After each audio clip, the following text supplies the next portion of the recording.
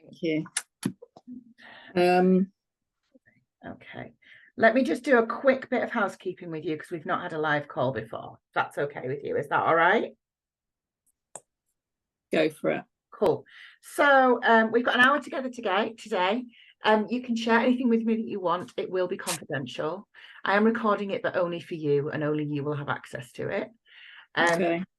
If anything you tell me today is, I won't share with anyone else, with the exception of if you share anything with me that indicates that a child, a young person, or a vulnerable adult is in clear and immediate danger, my safeguarding lead is Kate Jones, and I would have a conversation with her first. It hasn't happened, but just so that you know. If you want me to delete this recording from my server at any time, you can just ask me to do that, and I'll do that, but it is on a secure server. And you will get a recording of today's meeting and any notes and anything else that we talk about in a follow-up email. But if there's any queries, come back to me and we can clarify things. Okay. Isn't clear. Yeah. And I'm not a solicitor, and I'm not a mental health or trained medical professional. That okay? Yes. Yeah. Well, okay, excellent. So what do you want to get out of our time together today? Like, have you got, I know that you've got loads of things on your list, but well, I think the main one is because obviously I'm trying to do these appeals myself. Yeah. The send forms. The forms are really basic. It's the additional stuff, isn't it? Yeah. And what's happening is partly because they shafted me by issuing them on the same day. I have to do two at once. Yeah. They didn't start them at the same time. So I'm really struggling to like, oh, now the Zoom's opening on the bloody map now. To keep a clear head about what am I actually trying to do here, because the thing with the local authority, you can get sucked into pointless disputes, can't you? It's like, does this actually matter? Yeah.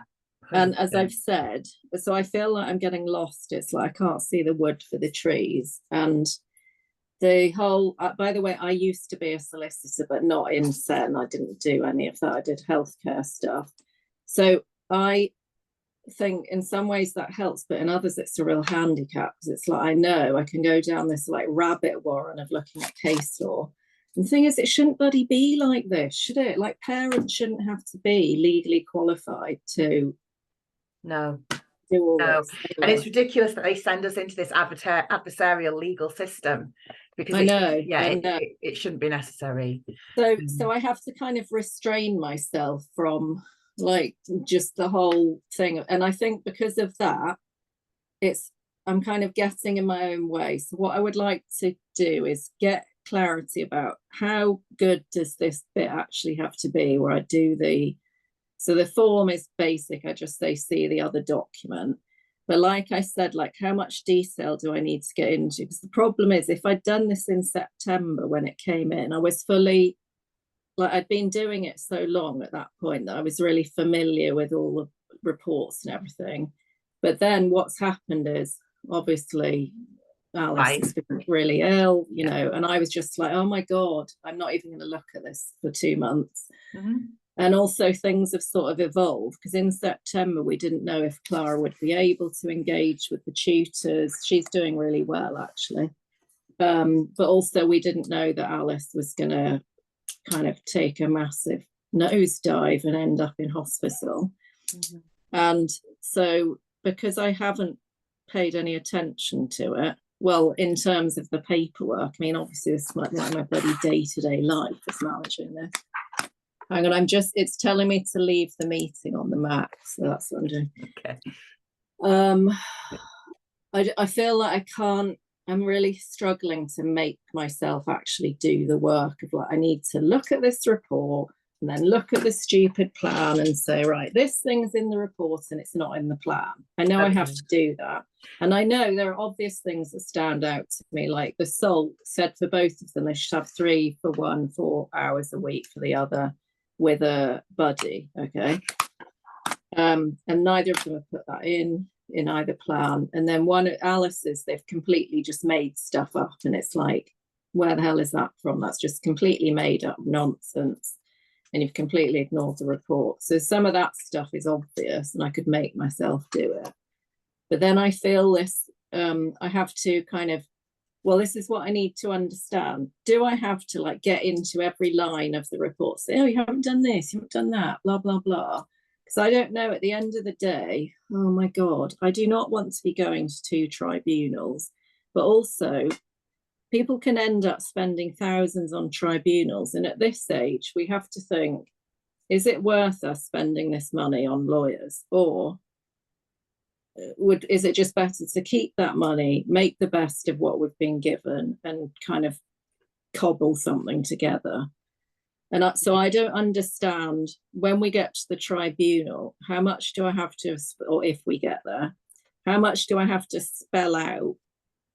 Or can I just say, we haven't done that report properly, sort it out? Because at some point I'm going to have to say what the arguments are. Did that answer the question? Yeah, it does, absolutely. And it's what a lot of parents are like. And I was the same. You're like, oh my God. Like, if you wanted me to actually tell you everything they've done wrong, sit down. It's going to take you 5 hours to read this paperwork. Yeah. All you're doing at the moment is lodging your appeal and stating broad grounds for your appeal. So your appeal is based on the fact you're appealing BF and I. Is that correct? Yeah. Yeah. Section B, what you're stating is that Section B is not a complete kind of representation of whichever child we're looking at. Let's say, for example, Alice's needs. It doesn't outline all of Alice's needs as identified in professional reports.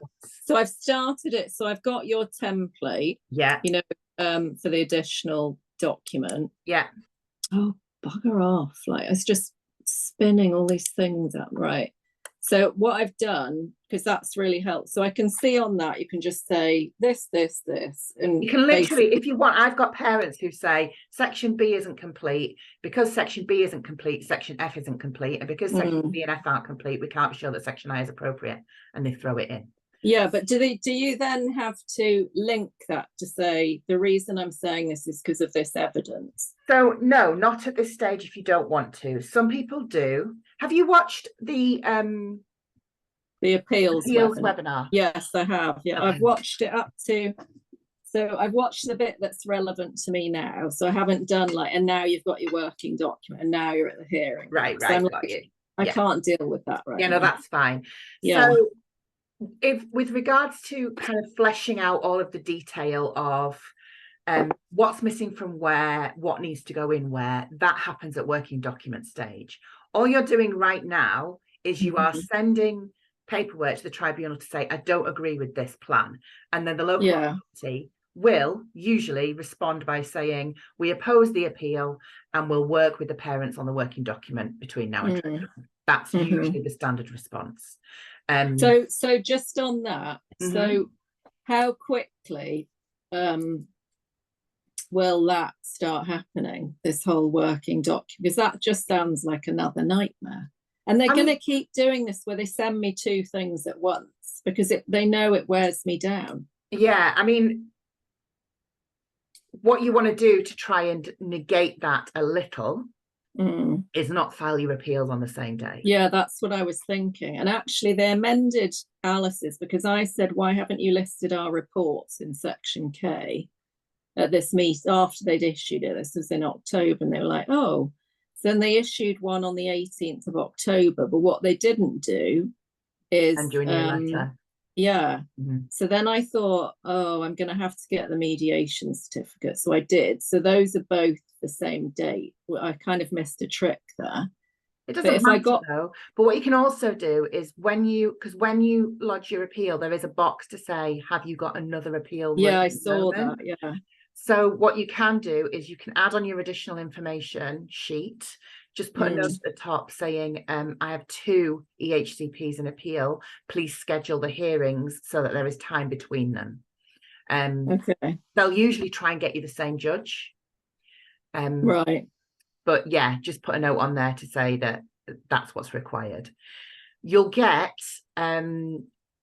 notification of your hearing and all of your paperwork back from tribunal.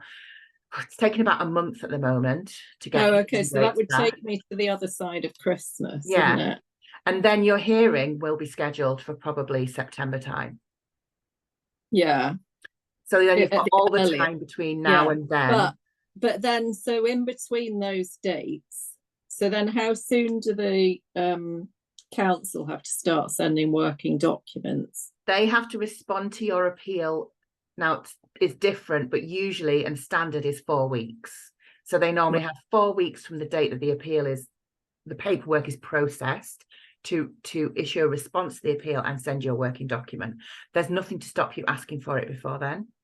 And there's nothing to stop you making your own. The working document is just a Word version of the most recent version of the EHCP.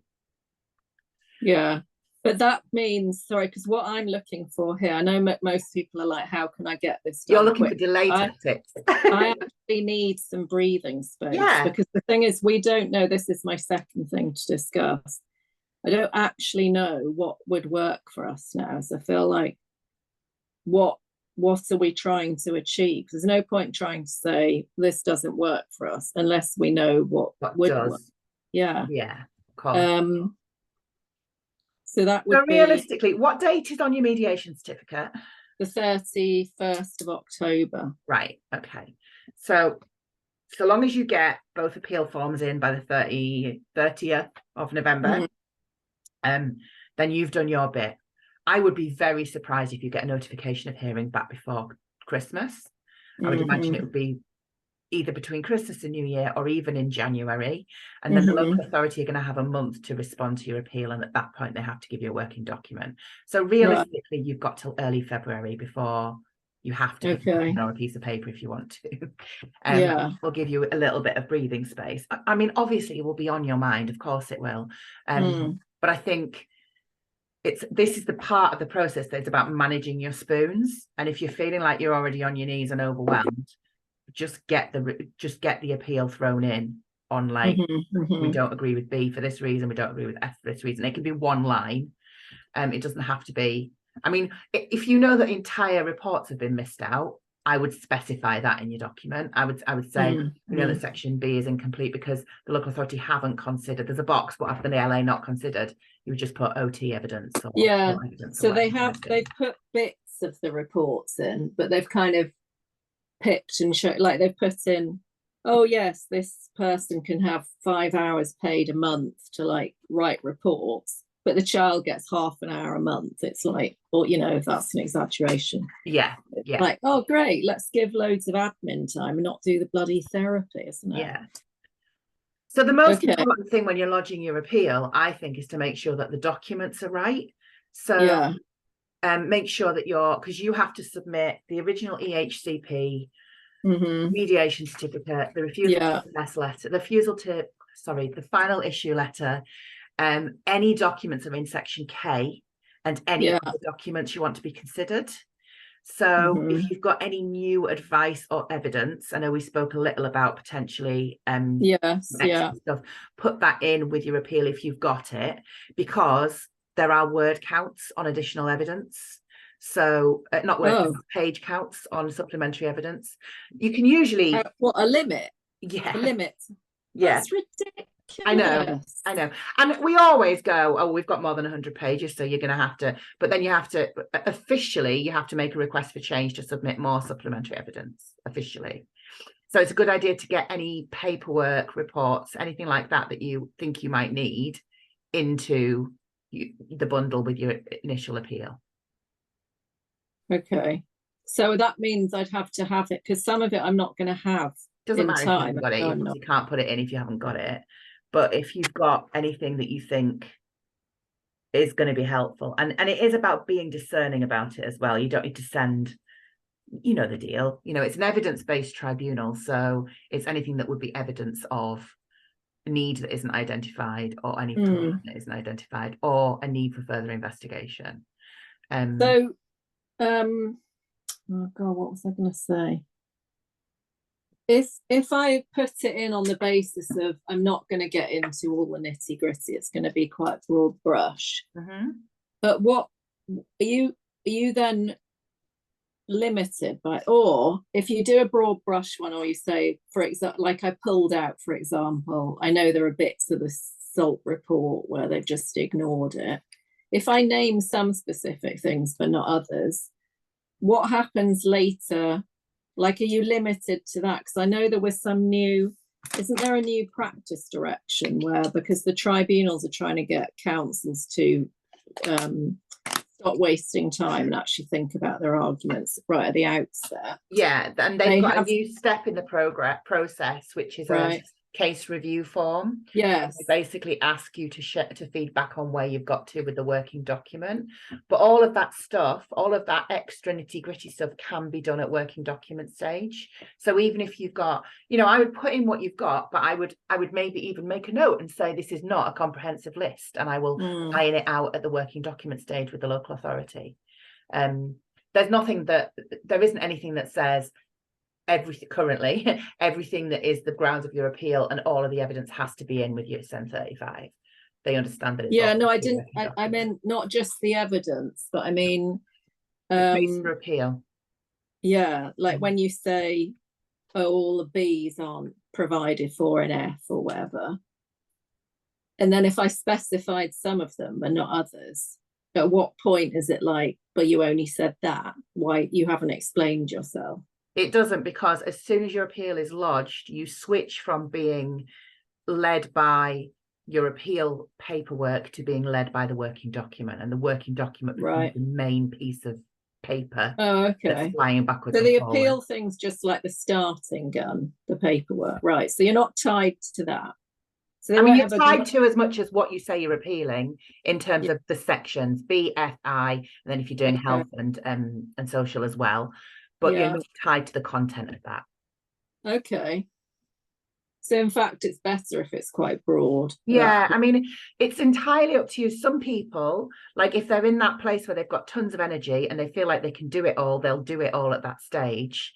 Because at some point you will want to do a position statement and you'll want to outline anything that's still outstanding. And at some point you'll want to go through your working document, well, your plan with all of your reports and lay out for yourself and then populate it into the working document what's missing. Some people prefer to do that right at the beginning. Some people prefer to do it on the working document. There's no prescribed way of doing it, and the tribunal are happy for you to do it either way. But you're going to have to do it on the working document anyway, aren't you? Yeah, you are. Yeah, even if you do it in your appeal paperwork, you still have to. Okay. So, because the thing I was talking about, because we used a solicitor for part of it, but I mean, the cost of continuing with them is ridiculous. It's like, for this many thousand, are we ever actually going to get that benefit it's not back? Yeah. No. But she had written this thing about there's this new practice direction where basically what the tribunals require councils to do, instead of like ignore everything until the day before tribunal, they have to say quite early on, I thought it was within the first month or something, exactly which bits of the appeal they're disputing and why and what their evidence is. Does that ring any bells? That's always been the case. They're just tightened up on it. So, okay, because I thought then if that's the case, if I haven't spelt out X, Y, and Z, they don't have to respond to it, do they? They still, all that councils are still doing is saying, well, what they are doing, what some of them are doing is, well, we know that we're not going to get away with just saying we'll work through it for the working documents. So they'll say, oh, well, the family have provided an occupational therapy report. We're going to have one of our OTs look at it. Like that. Yeah, but they've done that already. Yeah, they've already. So I don't just lie. Yeah, it's not I can't tell you that it's going to make much difference in terms of whether things are going to move more quickly or whether they're going to play ball. LAs are still kicking it into the long grass as much as they can. Yeah, I know. Okay, shall I just go through some, because basically that tells me stop farting about worrying about the detail, just do what I can, send it in. So what I started doing yesterday from your AI report thing, which was helpful, I started just taking out with your template. I was putting in, okay, for section B, there's this section B stuff, but I'm going to need to look at whether that's helpful, aren't it? Because if I did that, I have to link it to the evidence. So maybe I keep that for later, do I? Yeah, I mean, what I tend to do is when I'm doing it manually, I sit with my report beside me and my plan beside me. I go through each section, and we do cover this in the webinar, but I go through each section and look at like cognition and learning, for example, highlight all the bits that when I look across at the plan are missing. And I've got a tool for this as well, by the way. Obviously, it still needs double checking by a real human, but I have got a tool for it.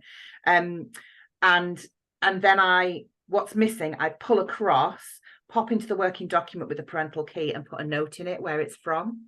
So that I basically have my working document with comments attached, so I can see when someone says, well, where's that from? I can say, you click on it, it says it's from this OT report page, whatever.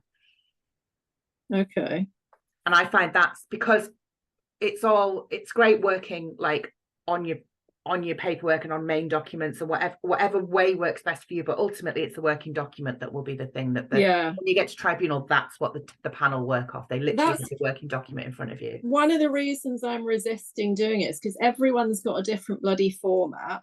The plan doesn't even have page numbers. Like, why don't they have paragraph numbers? It's like, it's so unwieldy. It's ridiculous. And one of the things that they're trying, that the these new local partnerships, these 9 hubs that are kind of developing best practice and trialing new ways of doing things. No. Well, one of the things that they're doing is they're going to standardize the EHCP format because it's different for every LA. Yeah. And that's one of the hardest things. When I get paperwork through, I'm like, well, I spend 10 minutes trying to work out which sections are which and which columns are what. And so, yeah, I mean, it's ridiculous that we have this system that is like legal enough to be terrifying for parents, but not legal enough to actually be helpful, because it's not numbers and stuff would be super helpful. Well, also, if lawyers were doing it, all the paragraphs would be page numbered. It would be a lot more logical in my experience. Yeah, no, you're right. There's nothing to stop you numbering either. Like when you get the working document, there's nothing to stop you numbering. Okay, so I could put page numbers on and other stuff like that. Okay.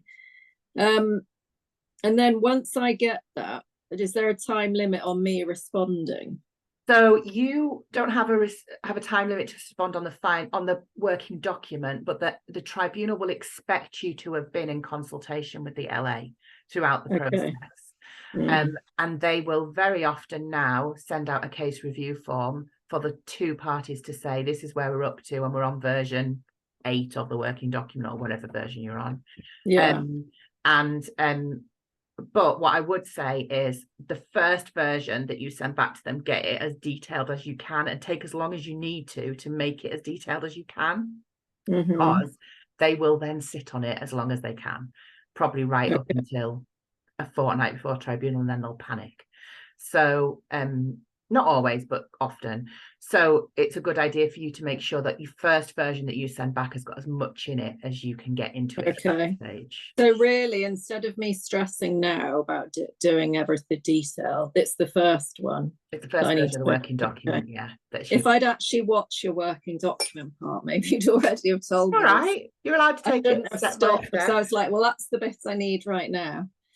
But you know what, that's better than parents who have watched absolutely everything I've ever made and then are so confused and overwhelmed they don't know what to do with themselves. So, yeah, I know, but it's easy. It's easy to feel overwhelmed, isn't it? It is. It's very easy. So okay, let me just look at my list here. So one of the things you mentioned there, and I don't know what to do about this, the health and social care bit where it says, do you want to appeal that as well? I don't know if we do want to appeal, like in what way is that helpful? Remind me what's currently in your plan. Nothing.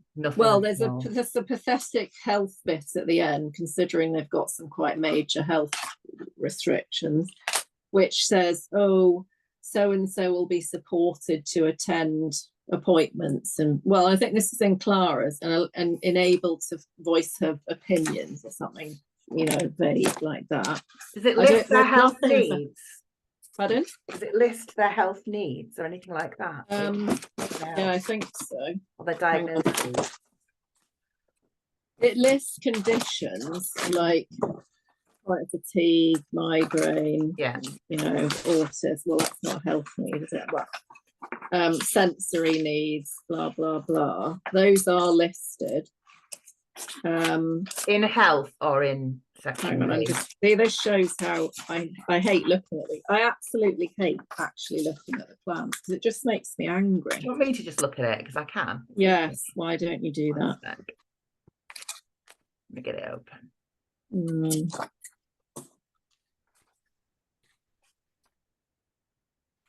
Let's see. Whoops. Let's see. Yeah, so we've got sensory and physical health in B. And there's a load of stuff from the OT. Are you looking at Alice or Clara? I'm looking at Clara at the moment. Okay. I know. When you say is there health needs, do you mean separately or? Yeah, is there actually Oh God, I hate section? This. Hang on a second. Just scroll down. I've got it open in front of me. Hang on a second. Section C. C. See, I can't see anything labeled. Oh, here we go. C right at the back.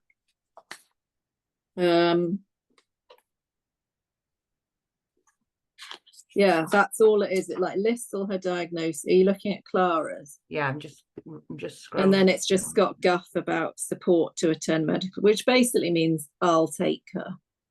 Yeah. And it even says 1-to-1 with a parent. It's like, fuck's sake. Not that she'd want anyone else taking her. Yeah. And then Alice's hasn't even got that. I know it hasn't got that. So 1-to-1 with parent present. But there's nothing. So this is my thing. It's like when it says, do you want to appeal? Because obviously they've got a lot of health conditions, both of them. But it's like, well, what would I ask for? Because they're just going to say, well, the NHS will provide that. What I'm conscious of, we're about to age out of paediatrics. Okay. I mean, they are older. They'll keep them till they're 18 because they're in already. But after that, I've been saying, like, where do they go to? Because we've got quite good support in terms of paediatricians sticking up for them and telling people to back off. But with the migraine, Clara has a neurologist, but she's kind of stepped back. She said, I don't know what to do with you. And it's got better anyway. But for things like chronic fatigue, as an adult, there isn't a service that is like the whole, because I thought rheumatology might deal with it, but they don't, because pediatrics is a generalist, aren't they? Mm-hmm. So and I said, what happens? And the pediatrician said, you'll just get discharged back to the GP. And I was like, well, they don't know anything. No. So I don't know whether we want anything about what happens to that. So in Alice's, there's a whole list of health needs. And then nothing, absolutely nothing. Literally, it lists the needs, and there's no provision. The thing is with Section G is that it's not enforceable by the tribunal. No. And it's appealable in as much as you can say they've got health needs and they're not outlined. But what I would be minded to do is I'd be minded to put something in there that says that you do want to have those sections looked at and put your reason for it, that you have concerns around them progressing into adult services, and ensuring there's a pathway for them. Okay. I would put that in writing. Hang on.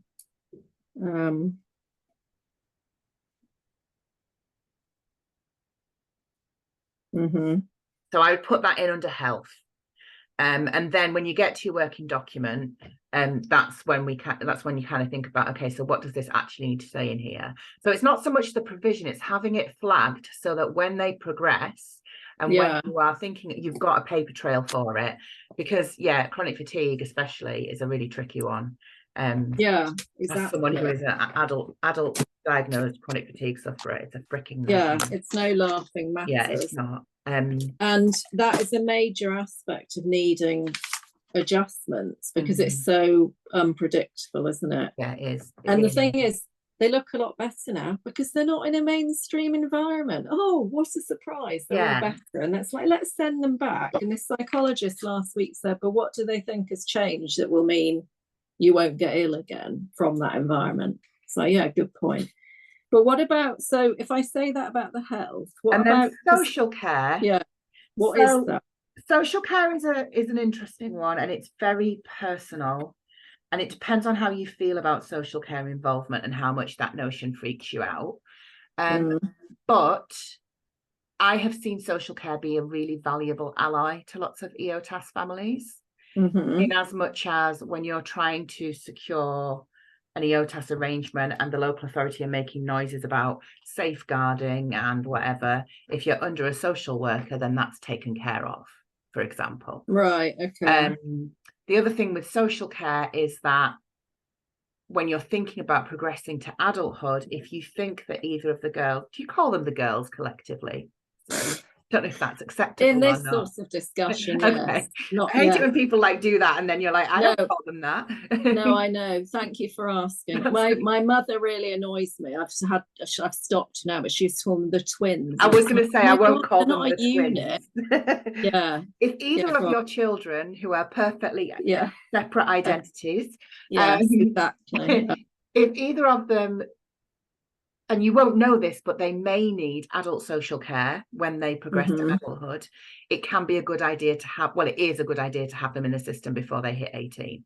Because what would it mean if I said, oh, actually we want, because all they do at the assessment of needs bit is they email social service, say, have you ever heard of them? It's like, no, I've never no, heard. not known to That's service. it. Yeah, exactly. Yeah, and they did say, do you want a social care assessment? And I was like, no, what is that? I don't even know what that is. So we said no. So we were asked. So because I don't know what so does as it mean? disabled young adults, and they would both qualify as paper as disabled young adults, they would be entitled to a provision of short breaks provision. Short breaks is like it's intended to be like a respite service, really, but it's for parents or carers to decide what that looks like for them. And they would be automatically entitled because of their disability status. However, local authorities do make it very difficult for you. But for example, with us, when we had our EOTAS package for Theo, we had everything you'd expect in the EOTAS package. We had tutoring and mentoring and OT and all of that jazz. But then we also had 4 hours a week of short breaks where we had a PA. And that PA, actually what we had her do with him was she took him to his dog training lessons and she took him shopping, like grocery shopping once a week. So sometimes social care can be really helpful in EOTAS packages in terms of making up the hours, you know, for provision. And it can be helpful in terms of if you're getting any pushback from the local authority around things like safeguarding, because you're asking for a social care assessment, but not on the grounds of safeguarding. You're asking for a social care assessment on the grounds of disability and need. And particularly with regards to, and this may, even though it's not appropriate right now for both of them, it may be appropriate for them in the future, accessing the community independently, traveling independently, that kind of stuff. Yeah. That's what social care. And then also things like self-care and, you know, activities for daily living is what it comes under. So go ahead. Go on. What I was going to say is what they think about that, because the thing is, what I think is how they're doing all those things is through me. Like I have to be the accompanying person, and they would be really upset, each of them, to be told, oh, you need a social worker for you to go to the shop or whatever, even though they wouldn't go without me. Yeah. Some of that stuff is meant to happen through the OT. They're meant to like work on some of that. So I feel, yeah, it's really tricky. So that was the same for us. Like Theo, we had a really good OT arrangement and we have built, you know, his skills in that area and his confidence and his self-esteem and his mental health is much improved. And now he can do those things independently that when we first had social care involvement, he definitely couldn't. And at that time, what the PA used to do would come to the house, and officially she was helping here, but she washed up for me, cleaned up, that kind of stuff. But yeah, but two things to consider, I guess. One of them is, you can ask for a social care assessment. It's voluntary. You can withdraw at any time. You can ask for a social care assessment, have the assessment done and not take the provision, but have it on books for if and when you need it. And you can ask for a social care assessment and so that you're in the system so that when you progress to adult care, you haven't got to start a new process. And I think all of those things have value. And the other thing, and this is not to be like all kind of scaremongery, but I do have a family who have EOTAS and the parent was taken very, very unwell, and ended up in hospital, and they didn't have any social care arrangement, and it was a nightmare. So because I have said that, because I've said, what if I got what if taken? something happened to you? Yeah. How would everyone actually function? My husband would have to stop working at the moment, but even that, he doesn't do, like, he wouldn't have any clue all the stuff that I do because he's working, thank God. Yeah. But perhaps it's a conversation to have with them. Well, what does an assessment involve? Sorry, I've got really dry eyes. Okay. I have to keep putting this stuff in. It's not just showing you up my nostrils. The things we have to do.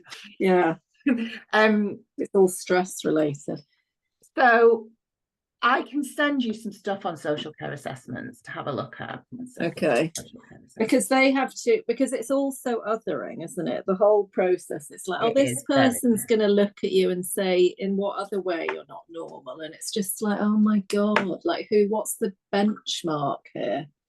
You know, and they're just sick of it all. And I think particularly when you have coped up to a certain point and been really independent, and then all the wheels came off. And it's like, oh, let's label you because all the wheels have come off. It's just like, I don't want to engage with this because I know I used to be able to do it and now I can't. But I don't want you to tell me that. Really hard. It's not straightforward, is it? No, it's really hard. The thing is, like, the whole somebody else to take you to things, that is very practical, isn't it? Because I actually want to get back to work, not as a lawyer, I work as a therapist now, but like that's all had to stop, you know, a year and a half ago because of all this. Anyway, I'm guessing I'm really conscious of the time. All right. Like let me send you some stuff to look at for social care. And then, I mean, ultimately you can say that you think that that you would like the tribunal to make an order that the local authority consider that you might need a social care assessment. Okay. That can be what you put in your appeal under social care. Make an order saying what? So that the local authority consider a social care assessment. But then they don't have to do it, do they? Have to just say, I've considered or carry out. Yeah, it's entirely up to you. If you could absolutely make a case for them to both have a section 17 social care assessment. And the bit that's confusing about that is that I'm sure it's section 17, I will check, but it's the same piece of law for safeguarding and for disability, because of course, ridiculous. But you want to, you know, when I send you stuff, you'd be very clear that it's a voluntary request for a disability assessment. Right. Okay. Yeah, if you could send it to me, because I'll find it. I could spend a lot more time asking a question, but then I could read it. Well, and also I can't decide for you. It's probably a conversation to have with your individual children. Yes, exactly. Okay, so that's the health and social care. So I suppose the overall thing is how to decide, and I don't know if we're going to, you know, be able to come to conclude, like what my main block is we're kind of, you know, bumping along at the moment, and it's sort of well, it's not working for Alice, but it was working before the anorexia. But beyond the summer for Clara, there's no plan, and she's having a bit of a crisis, because the thing is, her plan, if we just talk about her and then Alice separate, well, both of them are just funneling them along like, okay, you need all these GCSEs and then we're going to get you into college, you know, just going to proceed in a normal fashion and everything will be marvelous. But it's like, well, A, do we want that? And B, is it the right place? It's bloody miles away. I mean, that we entirely depend. This is the college that you're met. Yeah, sorry, the college, yeah. So there's that. So it's like, well, actually, is that even what this child wants? Because Clara said to me yesterday, she's very bright, but she's just sick of all this pressure to like keep doing exams and stuff. I don't think I want to be in any college. I don't like the idea of it. I hate England because it's just so horrible. Obviously, I'm going to say that in the appeal. And I want to just understand what I can do in the film industry and start doing it, right? Mhm. So I was looking at apprenticeships, but even for that, you need some kind of basic number of, it just drives me nuts, this whole thing. Anyway, so it's like, well, where do I go with that? Mhm. How do I communicate? She doesn't want to come to Chichester. She's making that quite clear at the moment. Mhm. But also, at what point? Because I feel like, am I getting ahead of myself, where I'm feeling this massive pressure to be like, because for Clara, between now and May, we know what she's doing. She's doing 3 GCSEs, she's having some OT, and if she chooses to engage with the speech therapy, some of that. And then that's about it. There's meant to be some kind of socializing through the college. That is not going to happen, I can tell you, because we went to see them and it's kind of social groups that they facilitate for all the SEN students. She said, well, why do I have to be forced about who I socialize with? Like all the specials together. It's just like herd them in like zoo animals. It's just unnatural. She doesn't want to do it like that. Anyway, so up until May, that's what we're doing. Then we'll do the exams and then she'll pop out the other side. This is what happened with Alice, who just been like, hyper focus, I'm doing my exam. That's like, oh my God, what am I doing now? And then the plan was for her, do 2 more. So she's got 5, then do A levels. Anyway, then she was like, hang on, this isn't work. I'm really ill. Do I even want to do these 2? It all went wrong. And I'm concerned that we'll top out the other side of GCSEs with Clara, hopefully with 3. And then it'll be like, what the hell is happening now? So I'm trying to preempt that, because the assumption in the plan is we're just funneling along on this road. And I'm not even sure we're on the right bloody road. But how do I know? Yeah. Pardon? Or even the right bus. Yeah, exactly. Are we on the bus? We're actually in a tractor. In reverse. Yeah. So, and it's like, the thing is, the whole process becomes, because it's like, who's driving as well? It's like, because they both really resent the HCPs because they feel like they're being forced to do things they don't want. I said, no, we're not going to do anything you don't want to. Just because it's written there doesn't mean we have to do it. But for me, the pressure is, okay, I've got to get this right. I've got to come up with what they do want to do. So I'm asking for the right things. And they can't articulate or identify like that thing there, that's what I want to do. Like when I've heard you talk about, your package, what you put together and did dog training and nursing. I list that, I'm like, oh my God, that would be so great if there was something we could identify. It's like, that's what I want to do. Then I'll fight for that. But it's like, I don't know what I'm fighting for. So Clara's, that's the biggest hurdle. Yeah. Yeah. And then Alice is just in complete shutdown where it's like, everyone stop asking me to set goals. I can't think, like, obviously physically she's not in a state where she can think straight anyway. So everything has stopped for her. But then when we do have meetings with like CAMS or the OT or whatever, it's like, let's set some goals. And it's like, oh my God, I don't have any bloody goals. I feel lost. And I've said to everyone, just back off. Like, she needs no pressure. She needs to just recover till at least January. Like, stop asking her for goals. But then because I'm doing the appeals thing, it's like, what are we aiming? I don't even know. Is there an answer to that? And am I getting ahead of myself if I have to know what we want? Does that make sense? It makes total sense. And I have this conversation all the time with parents. Right. Okay. And I had this conversation with people when I was in that position as well. Yeah. I think the temptation, and it makes absolute sense, is to try to find a fix and to think, and you get sit where you're like, someone will mention, like, oh, that could work, and then you're like, yeah. And actually, I mean, I certainly in Alice's case, from what you're saying, and I don't know Alice, I've not met Alice, I'm going on what you said, but it sounds to me like, from what you've shared with me, she's very unwell, and the priority has to be her health first and foremost. Yeah. So it's kind of thinking, okay, so what provision is needed for that, and to support that, and to prioritize that. And what do we need to be able to give her some choices when she's ready without putting demands on her, I guess, is what. So is that a, you know,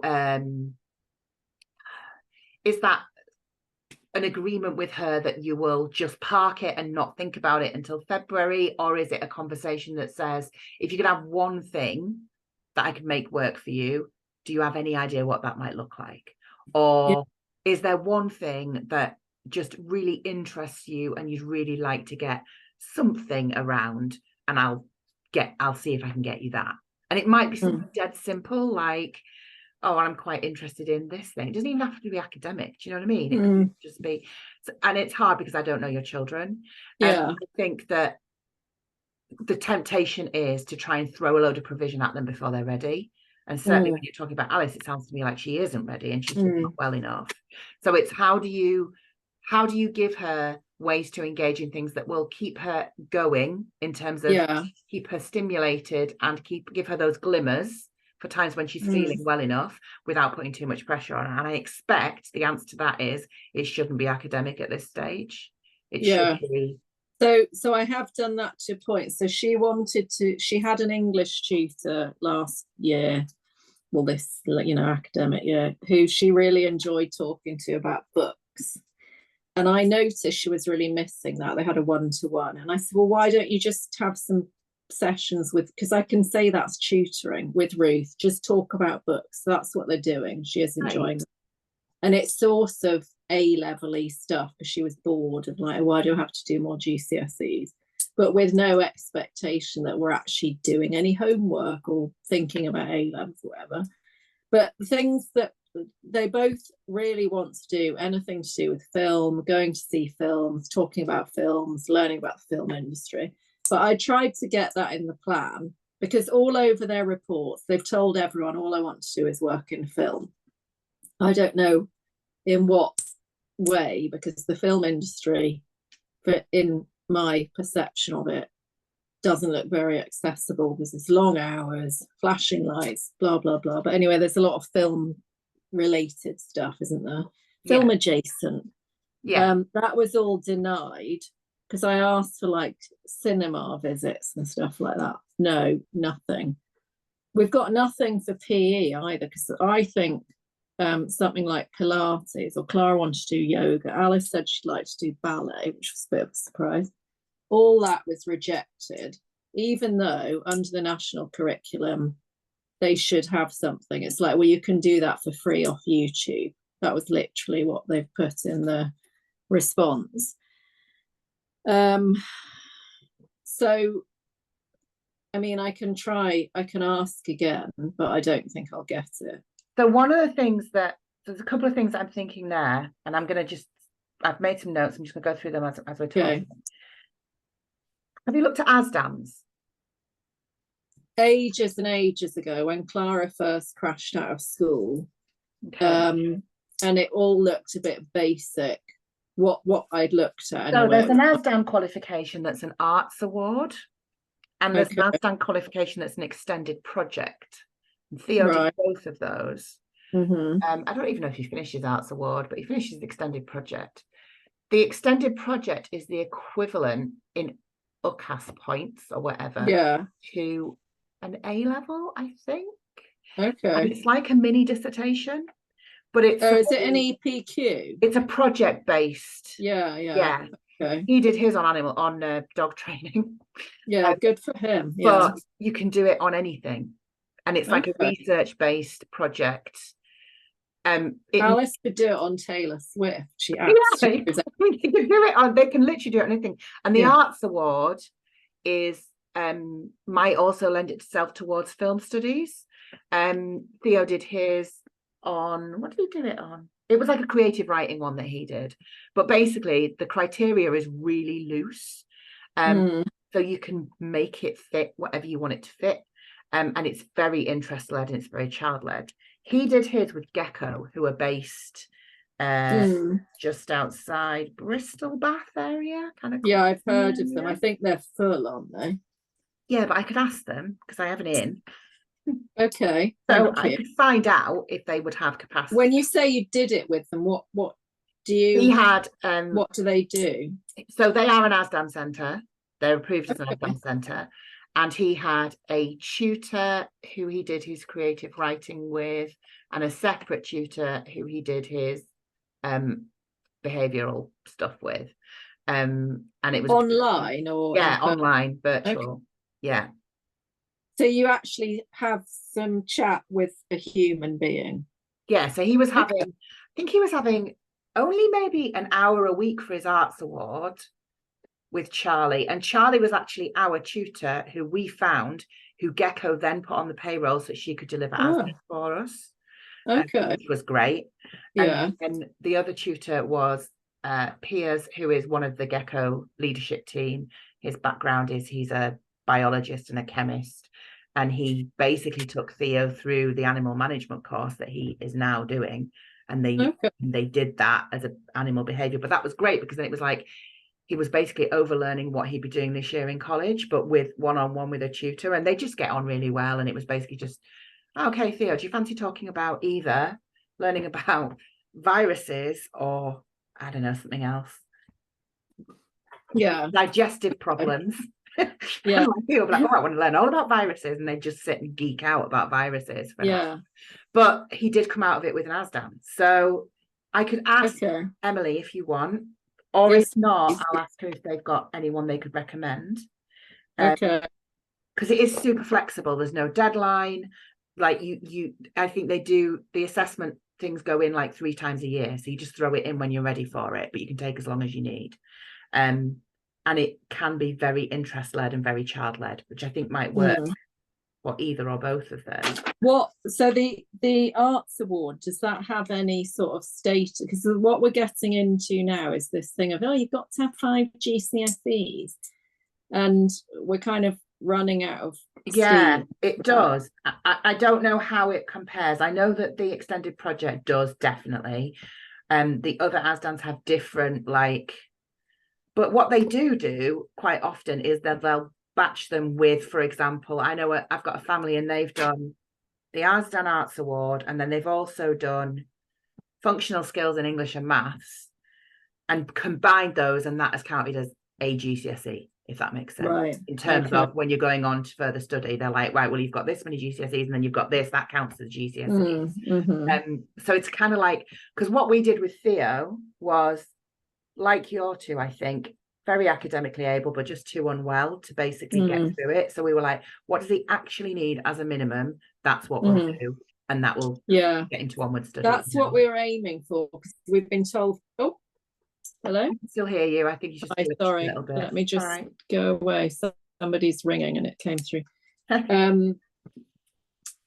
We've been, oh, you've got to have 5 to access anything else. But Alice has sort of exhausted her level of interest. So she thought she wanted to do film and media studies as 2 extra GCSEs. Then she completely disengaged, didn't do anything, got behind, and it's all course that we're not all course. She wasn't in time to do the coursework. Anyway, I also have a personal connection with a senior lecturer who's a senior lecturer at Lincoln University in film and media studies, and her kind of specialist area is kind of classic film and all that kind of jazz.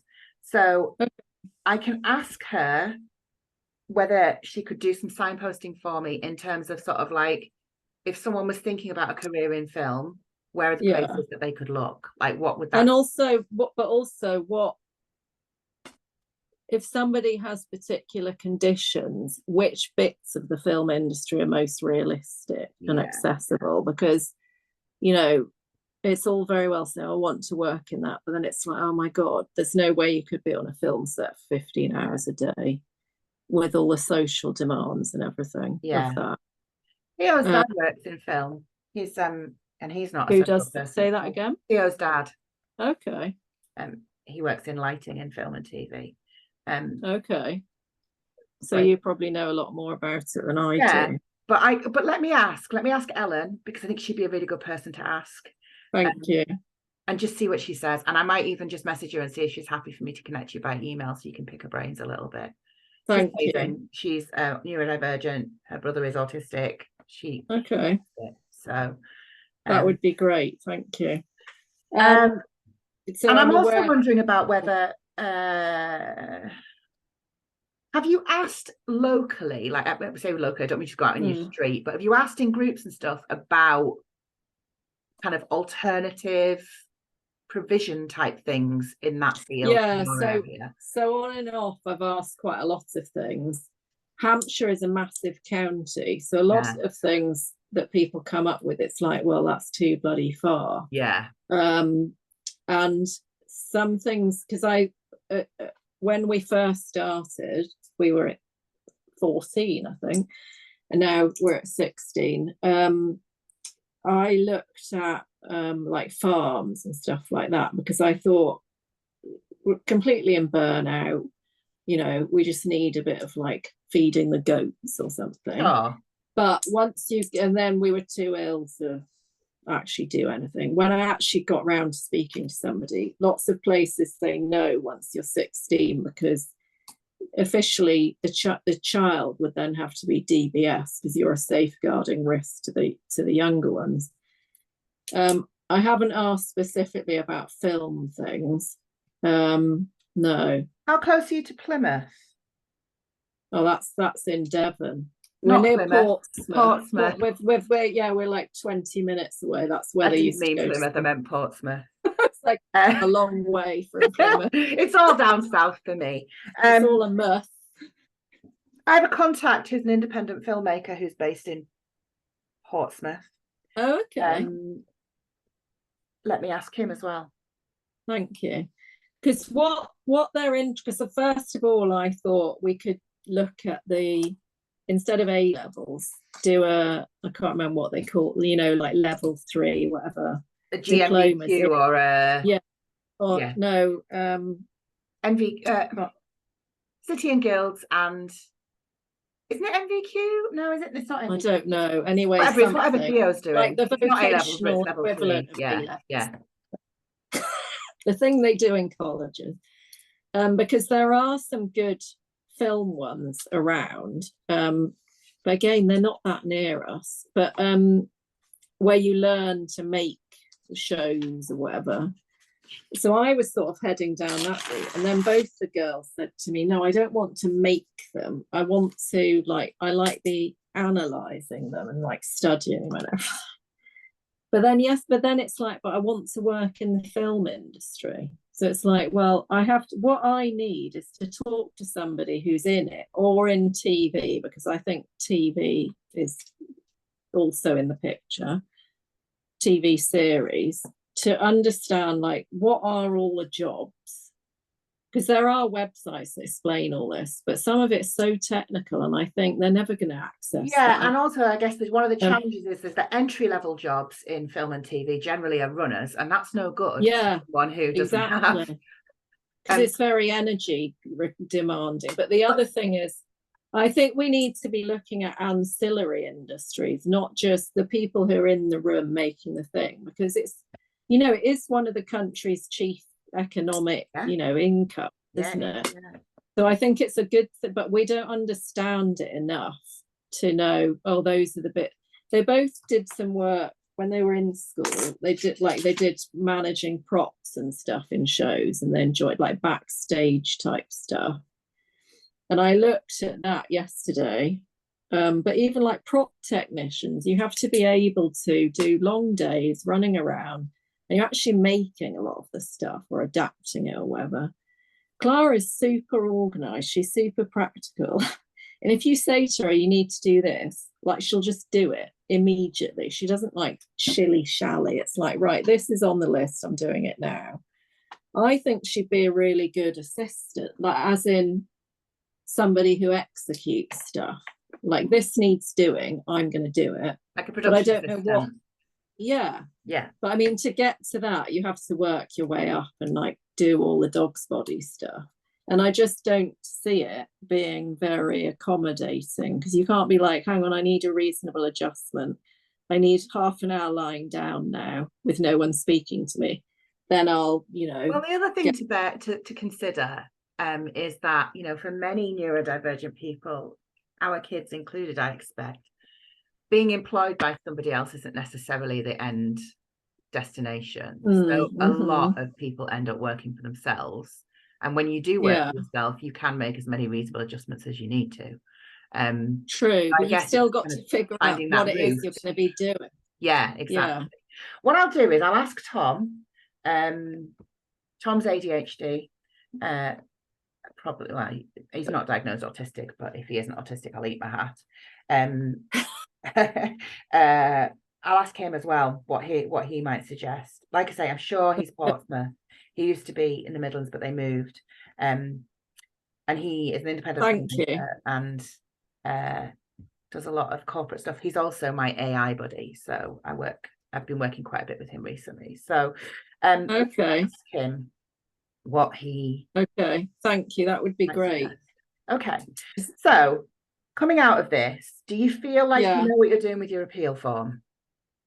Well, I feel like I don't need to get my knickers in such a twist about, because really because I was like, oh my God, I've got to specify everything. But actually, if I have to do that the next bit anyway, then I don't need to kill, I don't need to kill myself doing it now. No, you don't. I'm going to send you some stuff about social care assessments for you to have a look at. Where are we at? I'm going to send you some stuff around that to have a look at. I'm going to reach out to Ellen and Tom and see what I can find out there about film industry. How do you find out about it? What's the best routes, etc., etc. And I'm going to ask Emily at Gecko if they've got any capacity or if they're likely to have any capacity for ASDANs. Yeah. Okay. And we'll see where that. Where would I find out with the ASDAN thing? Does it have like a generic information site, or is it all like you find an approved provider and then you look at theirs? No, so ASDAN do have a website where you can look at all of the different programs, and then you need to find a centre to do it with. Okay. And so is it like, oh, this is really like special needs provision, or is it like this is, sorry, I'm being really blunt here because this is what the girls have been asking me, like, oh, it's all the specials doing like some made up qualification, it's patronizing? Or is it actually like people would be like, oh, that's great, you did an ASDAN? I think it depends on the person that you're doing it with. I think it depends on the centre. I think some centres are very much geared towards students who have very high support needs and would need basically to shoehorn the qualification in, and they might be doing, you know, the lower level, but the simpler entry level qualifications. But certainly that extended project is considered, you know, like a proper qualification. And when Theo tells people he's got it, they're like, oh, because it shows that you are capable of studying to that particular level. It also demonstrates lots of skills like research skills and collating skills and self-study skills and all of that stuff. So certainly when I've spoken to people within education at level 3, which is where your 2 will be going, they've gone, oh, okay, cool. You know, it's kind of like it's got credibility. And it's practical, isn't it? It's not sit in an exam room and regurgitate something. Yeah, and it's very so that actually bendable. Might be quite good. Sorry, say again. Very bendable. Okay. And Alice might feel like, oh, I'm still doing something useful, because she feels, what, I'm just lost. I've got no aim. What am I doing? And that was the thing with Theo. Theo was like, I don't want to spend a year when all my friends are doing their GCSEs. I don't want to spend a year just learning how to go to the shops and being at home, and like he loves books, but just reading loads of books. And so we were like, okay, so let's find something that you can get a qualification out of. Yeah, exactly. That is where we are. That is a good, thank you for that suggestion. Okay. I'm aware I've gone over my time. Take some deep breaths. Did you know I said the college want to remove themselves? Well, they're indicating they're really uncomfortable being the budget holder, and they keep saying, what's happening about personal budget? You should give her a personal budget. And I was like, I asked for a personal budget. I didn't bloody get it. You got it. if they remove themselves, is that worse? Because I think they'll still be named. I don't get it. How do I understand what's going on? Sorry, I know I need to shut up. That's my last thing. So the college are currently named in section I, and the college are responsible for making all the provision in section F. That's what they're legally obliged to do currently. So it will be a ball ache for them. And what your LA have done is what lots of LAs do, where they name a setting and just kind of go, yeah, you get on with it, because eventually this is where the girls are going to be coming. But I think probably through the tribunal process, it sounds like there might be a case being made for this isn't where the girls are going to be coming, so that college shouldn't be named. And if that college isn't named and it's an EOTAS arrangement, the tribunal should make a recommendation. Well, we'll have to make a recommendation that a personal budget is issued, because how else is it going to be facilitated? If it goes through, go ahead. Yeah, sorry.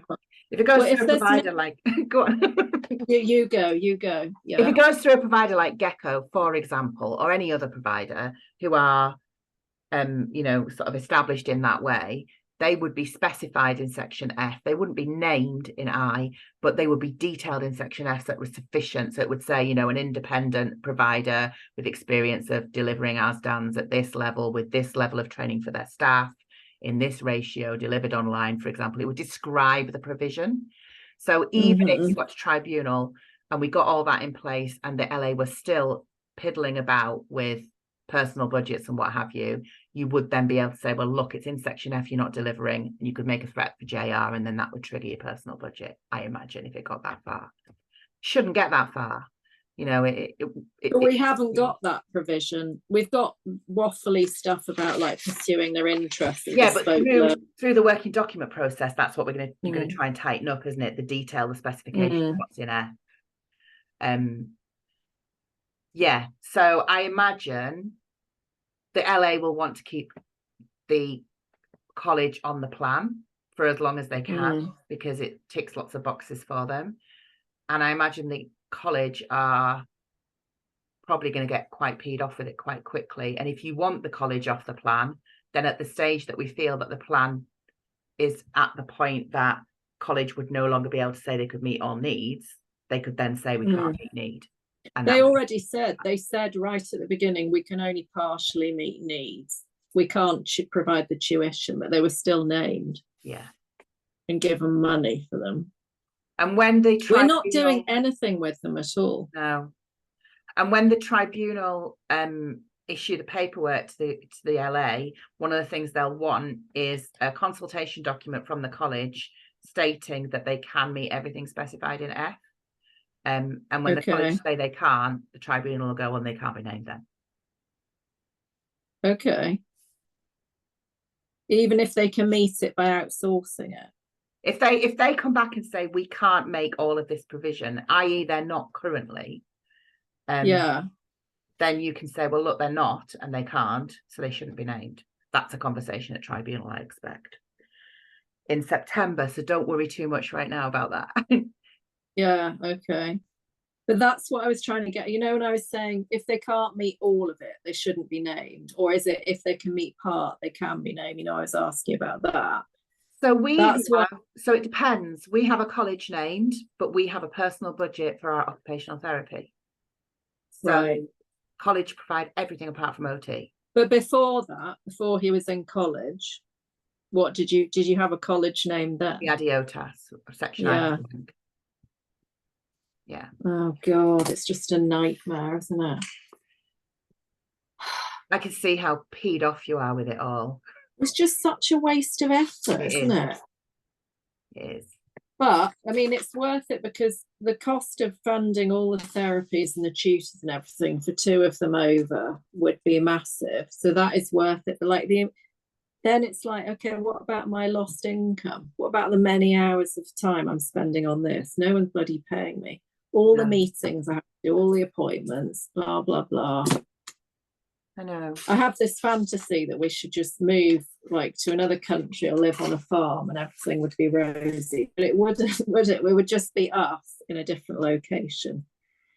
But I wouldn't, but then in my fantasy. You know what the thing is as well, though? During this process, it is helpful to just remind yourself of what choices you have got. You have got choices. It's when you haven't got any choices that it becomes really bleak. You know, you do have choices.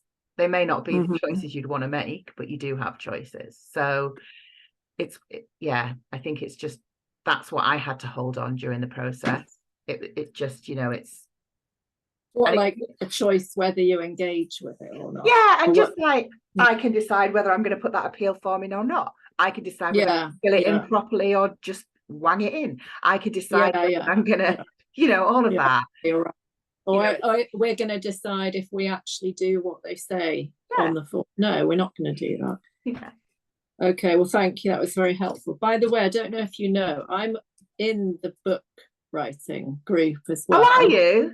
I didn't know, because when I signed up, I didn't know you were doing an affiliate thing. Oh. Because what I'm writing about, I read your book, by the way, and I was like, oh my God, I read it so fast. And I was like, read that to my husband. That's a long time ago now. We were right at the beginning. But well done.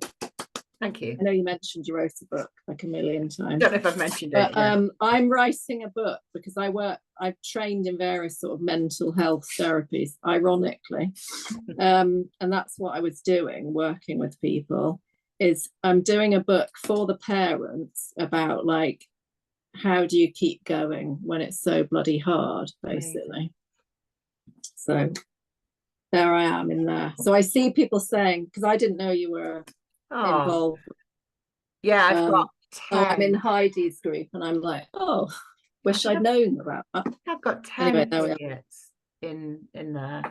You've got 10? Yeah, I think so. Yeah, I'm sure it's 10.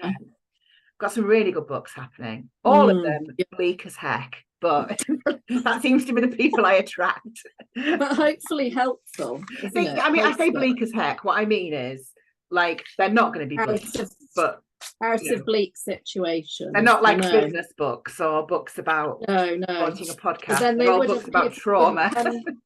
People wouldn't come to you for that, would they? No, probably not. It's such a ridiculous, like, it shouldn't be that parents need advice on like, oh my God, how do I survive this process? Like, the process should be supportive, and it's just entirely confrontation. I'm not writing about EHCP stuff and all that, just like.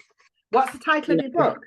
Do you know yet? Well, I haven't got a title yet, but it's along the lines of like keeping yourself going, because you've got to keep everyone else going when your child is struggling. That's not the title, but that's what it is. Yeah.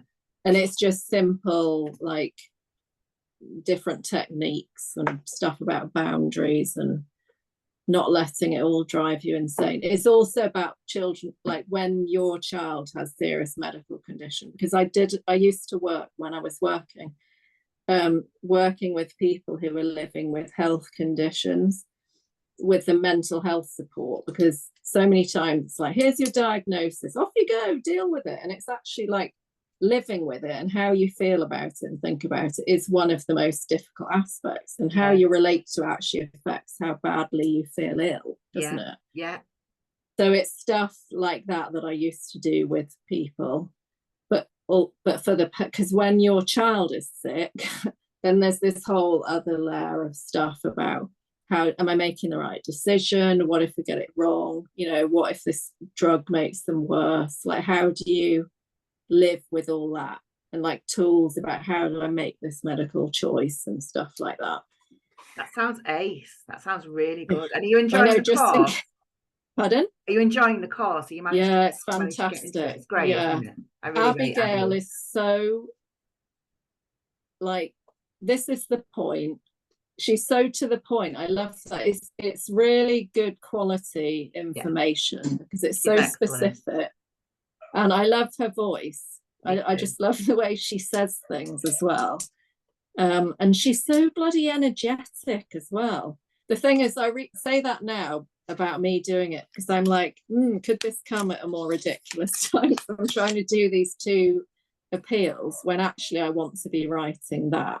So I really want them off my desk, out of my head, because I can't think straight at the moment, so that I can have a burst of doing, and I'm using some stuff I'd already written, like articles and stuff for different places. I reckon you so I can actually like do what I want to without putting any pressure on you at all.